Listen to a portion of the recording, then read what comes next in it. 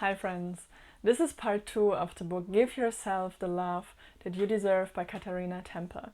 I shared in the last video with you the story about the lumberjack and how he couldn't cut so many trees anymore, if you remember that, because he never took the time to sharpen his axe. And this is the same for us. If we never allow ourselves to have a break, to have a relaxation moment, and to take care of ourselves and what we really need, we also, become less productive, even though we spend more time and energy into the things that we want to do. We just don't bring the same result.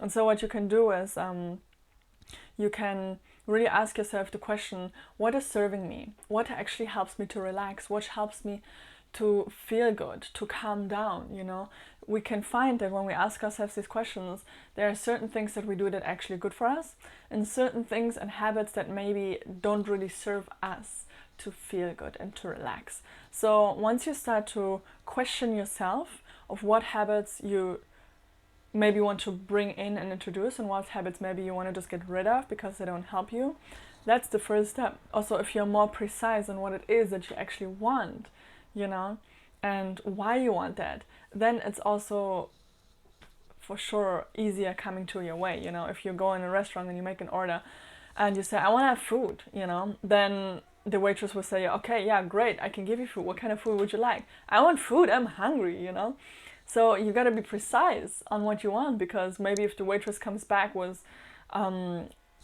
some bread, you say, hey man, I have a gluten allergy, I can't eat it, You really got to be precise on what you want. And another point is how you can show yourself some more love is that you actually say no. That you say no to things that is just eating up your energy. And sometimes we are not sure and we don't want to hurt other people, or we don't want to feel that we are actually rejecting them. Then you could just say simply, I will think about that. Thank you. You don't have to say no or yes right away. You can just say, let me think about that, or let me see if that actually fits in my schedule. And that way you have some time to really think about that, if that's what you want and if that serves you and helps you, and if that also aligns with your values. And then another point from that book is take the signals from your body seriously. We really love to ignore our emotions, but our emotions is a mirror. When we feel bad or sad or angry or jealous or frustrated or whatever that is, our body is communicating to us that something is not okay, And when we just ignore that and push it aside like we love to do, then our body will find a different way to communicate that to us in getting stomach pain, getting headaches, chronic fatigue, and all these kind of things, which then starts to really come out in our physical body and go actually into a disease.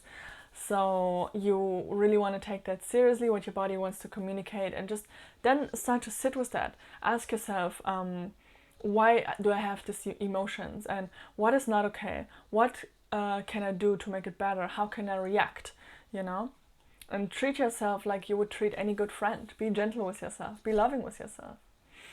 And another good point is, another good point that I liked about this book is imagine yourself being 90 years old. Put yourself in the future and reflect upon your life. What would you be known for? What would you like to have accomplished in your life?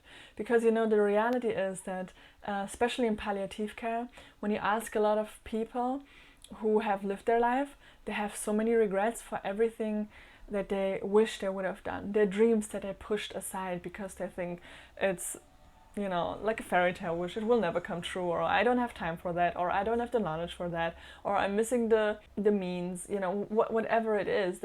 We really allow ourselves to not really live the life that we want, because for all kinds of reasons.